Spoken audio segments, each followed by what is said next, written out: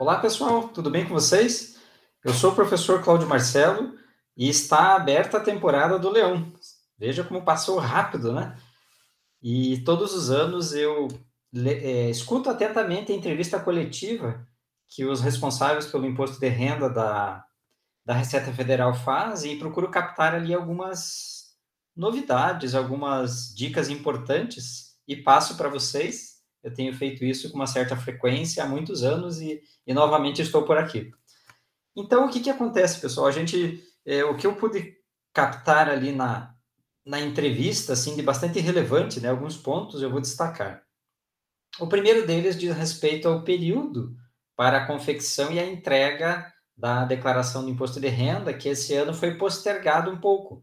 Ela começa no dia 15 de março e vai até o dia 31 de maio. Normalmente, pelo menos no ano anterior, a declaração iniciou na primeira semana de março. Foi no dia 7 de março e acabou como data limite de entrega lá o finalzinho de abril. Por conta da pandemia, houveram algumas prorrogações em anos anteriores, então eu já acredito que essa estendendo até 31 de maio já vai evitar qualquer tipo de prorrogação, então tem que ficar bastante atento a isso. A justificativa da Receita Federal para postergar o início da declaração é a possibilidade de que as pessoas já tenham acesso àquilo que é chamado de declaração pré-preenchida, que ela nos ajuda enormemente a errar menos no momento da declaração do imposto de renda. Porque se não for a declaração pré-preenchida, normalmente nós temos que digitar muitos campos ali na declaração e isso pode induzir ao erro. Então, segundo a Receita Federal, até o dia ali 15 de março, todos os outros organismos que informam a Receita Federal, ela já terá coletado estes dados, né? Como, por exemplo, as movimentações financeiras que nós temos, os pagamentos realizados a operadoras de planos de saúde, aquelas movimentações que nós fizemos em registros de imóveis. Então, tem toda uma conexão com a Receita Federal e eles já têm esses dados. E o que eles nos fazem com a pré-preenchida é nos colocar à disposição estes dados, não precisando que nós tenhamos que redigitar ali aquelas informações e bastaria ter uma atenção ali e ver se realmente o que consta na pré-preenchida é a movimentação que nós fizemos ao longo do ano. Nesse sentido da declaração pré-preenchida, também algo importante ali, destacado na entrevista coletiva da Receita Federal, diz respeito àquele contribuinte que normalmente ele tem dependentes ou ele faz a declaração para familiares, ele também pode ter acesso à declaração pré-preenchida dessas outras pessoas, né? Sejam os seus dependentes ou outras pessoas ali da família. E aí, existem dois caminhos para que este contribuinte tenha esse acesso. Um deles é o que nós, contadores, normalmente fazemos, que é via procuração, né, uma procuração que a gente consegue fazer dentro da própria plataforma do ECAC, né, vinculado à Receita Federal, a gente tem uma procuração digital, e aí nós podemos ter acesso à movimentação daquelas pessoas que nós fazemos a declaração. Uma outra possibilidade aí, não necessariamente você precisa ter acesso a várias pessoas, né? Seria a autorização de acesso, que permite que um CPF ele tenha acesso até outros 5. Então, esse enquadra-se bem para essa questão de quando tem um familiar que acaba fazendo a declaração dos outros, né? E agiliza bastante ali esse processo de ter os dados através da declaração pré-preenchida. Então, essas duas novidades são importantes, né? Uma outra também diz respeito ao que já aconteceu em 2022, que foi uma decisão do Supremo em relação à pensão alimentícia. A pensão alimentícia, por muitos anos, houve esse entendimento que ela era um rendimento tributável, né? Portanto, tinha incidência do imposto de renda.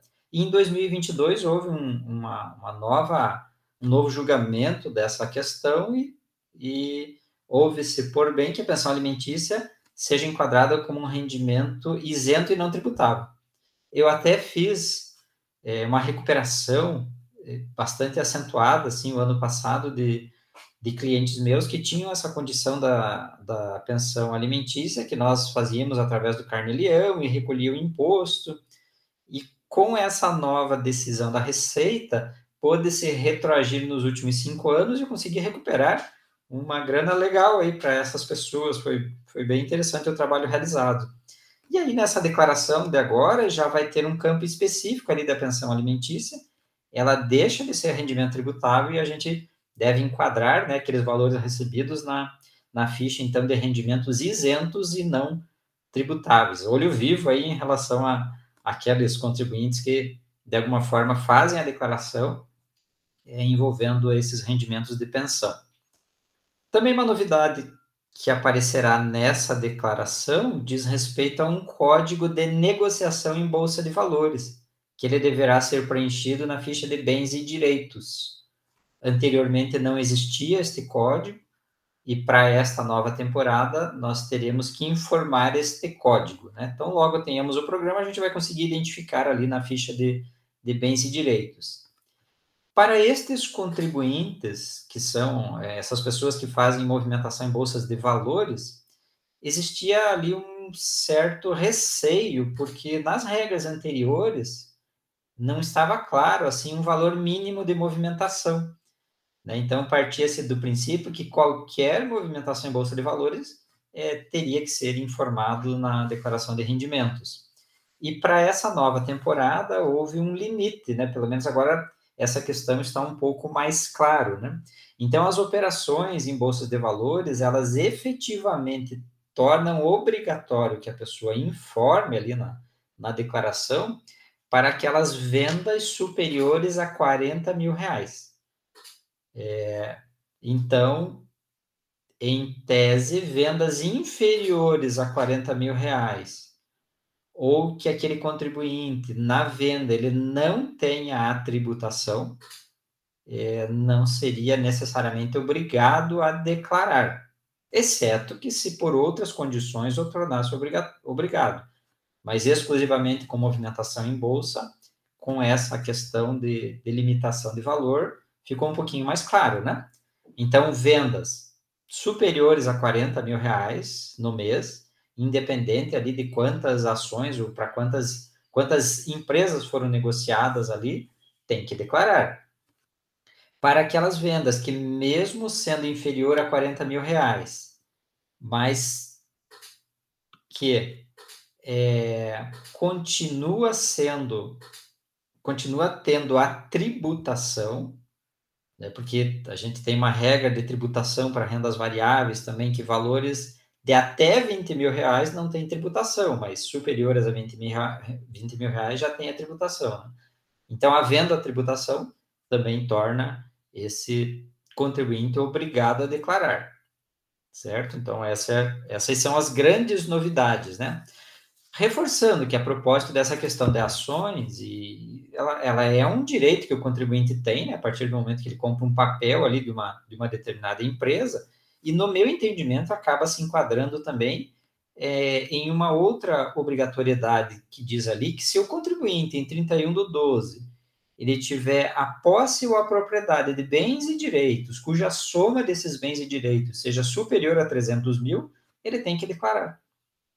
Então, este cidadão que aplica em bolsa de valores, se ele tem outros conjuntos de bens e direitos que, somados a essa aplicação, mesmo que não seja relevante a aplicação em si, mas na soma dos bens e direitos ultrapassou 300 mil, ele vai ter que declarar, né? Então, vou reforçar aqui algumas obrigatoriedades que vêm sendo rotineiramente as mesmas ao longo do tempo, por conta de não ter alteração na tabela do imposto de renda nos últimos anos.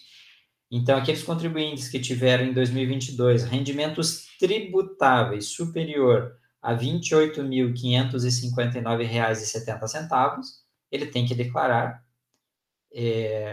Aqueles contribuintes que tiveram rendimentos isentos ou não tributáveis superior a R$ 40 mil também tem que declarar, né? Um exemplo, de repente a pessoa movimentou ali valores do fundo de garantia, que ele tem essa situação dele não ser um rendimento tributável, né, mas foi superior a 40 mil reais, Não é que vai pagar imposto sobre isso, mas tem que informar na declaração, porque já tornou esse cidadão,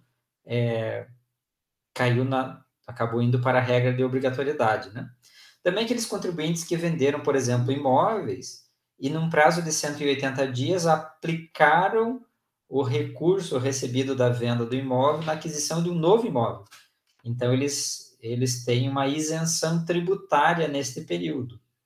E aí, por conta de ter esta isenção tributária, ele é obrigado a fazer a declaração e entregá-la, né? Aí, casos mais específicos, né, bem pontuais, a receita bruta de atividades rurais superior a 142.798,50 também devem fazer a declaração de imposto de renda. Aqueles que desejam também compensar prejuízos dessa atividade rural, independentemente ali de quanto foi esse prejuízo, para eles terem o benefício da compensação do prejuízo em períodos futuros, ele deve também fazer a declaração de imposto de renda. E, por fim, aquelas pessoas que saíram do Brasil, né, em caráter definitivo, ficaram um tempo no exterior e retornaram ao nosso país. A partir do momento que retornam ao nosso país, eles passam a ter domicílio fiscal aqui no Brasil, e aí torna essas pessoas também obrigadas a fazer a declaração. Certo, pessoal? Reforçando, o meu canal no YouTube, Professor Cláudio Marcelo, tem muitas dicas relativamente a imposto de renda e a outros assuntos também, mas normalmente socorre muitas pessoas ali em dúvidas pontuais. Também me coloco à disposição para agendamento de mentorias relacionadas ao imposto de renda, podemos fazer isso via online, assim como se vocês necessitarem de uma atividade profissional da elaboração da declaração de imposto de renda, eu me coloco à disposição. Agradeço a atenção de vocês, a disponibilidade de assistir a esse vídeo. Se gostarem e puderem compartilhar, eu fico muito grato. Muito obrigado e até o nosso próximo vídeo.